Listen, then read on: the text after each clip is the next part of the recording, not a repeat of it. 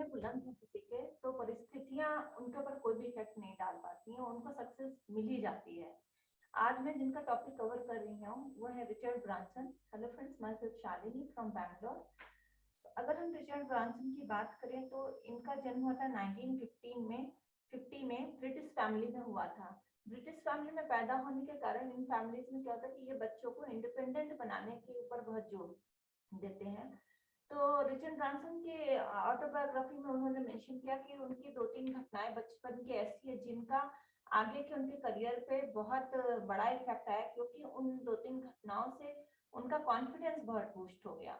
तो एक घटना उनकी ऐसी थी बचपन की कि जब वो 5 साल के थे तो उनकी वो लोग कहीं हॉलीडे पे गए, तो उनकी आंटी ने उनको चैलेंज किया कि 1 वीक में तुम स्विमिंग सीख के दिखाओ। तो 5 साल के बच्चे के लिए बहुत बड़ी बात होती है, लेकिन उन्होंने उस चैलेंज को एक्सेप्ट किया और 1 वीक में वो विदिन 1 वीक वो स्विमिंग सीख मतलब करने लगे।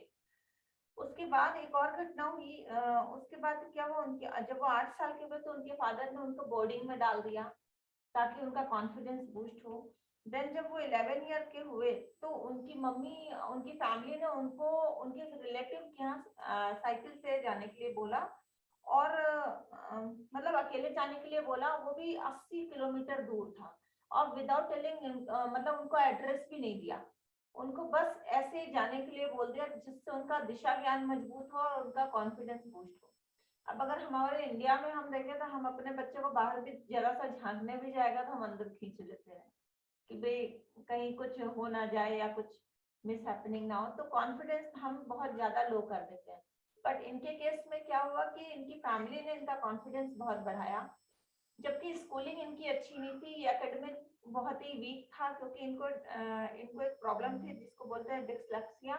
इसमें क्या होता है कि ब्लैक बोर्ड में जो लिखे शब्द होते हैं वो बच्चों को क्लियर नहीं होते हैं, जिसके कारण पढ़ाई लिखाई में बहुत वीक थे। बट क्रिएटिविटी बहुत इनकी तेज थी, ये स्मार्ट बहुत थे, बहुत तेज थे। लेकिन पढ़ाई लिखाई में हमेशा ये, चूंकि इनको प्रॉब्लम थी तो ये पीछे ही रहे। जब ये इनकी स्कूलिंग के लास्ट दिनों में, जब ये 17 साल के थे, उसी समय इन्होंने एक बिजनेस की शुरुआत करने का सोचा। इन्होंने सोचा कि मैं एक मैगजीन निकालता हूँ। तो अपने एक फ्रेंड के साथ मिलकर इन्होंने एक प्लान किया। तो उस प्लान मतलब उस बिजनेस को स्टार्ट करने के लिए इनकी मदर ने इनको 4 पाउंड दिए। अब 4 पाउंड में तो कुछ भी नहीं होता किसी बिजनेस को स्टार्ट करने में। वो सोचने लगे कि अगर मैंने बिजनेस स्टार्ट किया तो पब्लिश करने में ही बहुत पैसा लगेगा, आपके कंटिन्यूअस पब्लिश करने में और पैसा लगेगा, तो फंड कहाँ से लाए। तो उन्होंने उस 4 पाउंड को क्या किया, सिर्फ कॉलिंग के लिए लगा दिया कि कौन कौन एडवर्टाइजमेंट वाले हैं जो मेरी मैगजीन में पैसा फंड लगा सकते हैं, तो उनको बस कॉलिंग की और लेटर्स भेजे। वो बस उसी में उस पैसे को खर्च किया और उनकी मेहनत का फल उन्हें मिला और उन्होंने 250 पाउंड का चेक उनको मिल गया एज अ फंड, जिससे उन्होंने अपनी एक मैगजीन स्टार्ट करी जिसका नाम उन्होंने रखा था, ये मैगजीन उन्होंने स्टूडेंट्स के लिए निकालने का सोचा। जो स्टूडेंट्स बहुत सारे इश्यूज, कोई ना कोई इशू होते हैं कॉलेज और स्कूल्स में, वो फेस करते हैं, तो उनके ऊपर उन्होंने ये मैगजीन निकालने का सोचा। और ये मैगजीन का नाम था स्टूडेंट्स के नाम पर इन्होंने रख दिया था। और ये इतनी पॉपुलर हुई कि ये इसी के देख-रेख में और इस बिजनेस को बढ़ाने में बहुत बिजी हो गए।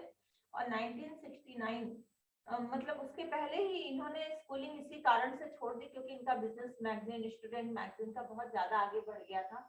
तो इन्होंने स्कूलिंग ड्रॉप करी और अपने बिजनेस को मैनेज करने लगे।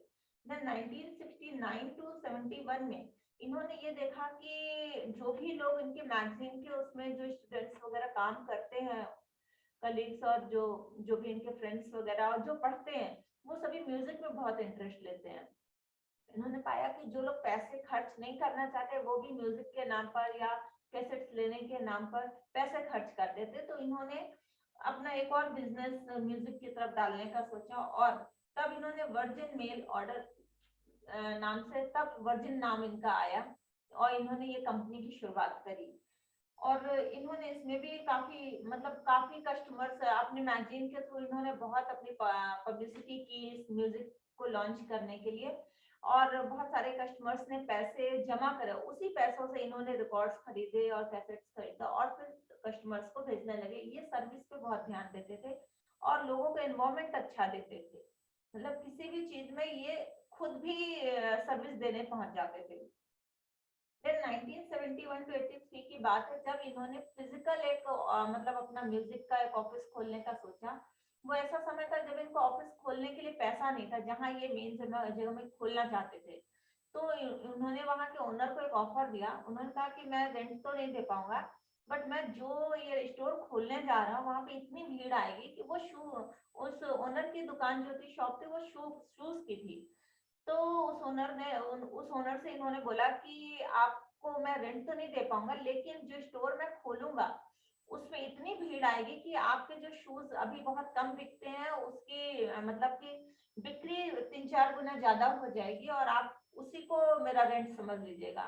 तो ये बात उन्होंने इतने कॉन्फिडेंस के साथ बोली कि उस बंदे ने उनको ही वो शॉप दे दी, वो स्टोर खोलने को दिया। और ये मतलब ये साबित कर दिया कि जैसे ही उन्होंने स्टोर खोला, वो इतना फेमस हो गया कि वहां पे भीड़ बहुत आई, और वो रेंट वो उस मतलब उनके जो ओनर की शॉप थी उसका बिक्री वैसे ही बढ़ गया। तो इतना ज्यादा कॉन्फिडेंस उनका था। इसके बाद उन्होंने बहुत सारे म्यूजिक के स्टोर्स खोले। ये इतने बड़े बिजनेसमैन बन गए।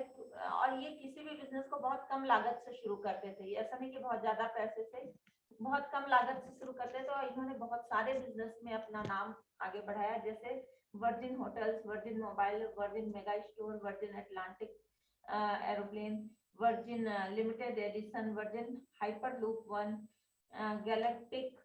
तो बहुत सारी चीजें जिसमें इन्होंने अपना नाम कमाया, और इनके अंडर में 400 से ज्यादा, लगभग 400 कंपनीज है। तो इन्होंने शुरुआत बहुत कम से की, बहुत क्या बिल्कुल जीरो से की। और अगर कोई बच्चा ऐसा है जो कि बचपन में ऐसा हो कि जिसको समझ में नहीं आ रहा बोर्ड में क्या लिखा जा रहा है, तो हम सोचेंगे ये कि बिल्कुल ये कुछ भी नहीं कर पाएगा करके।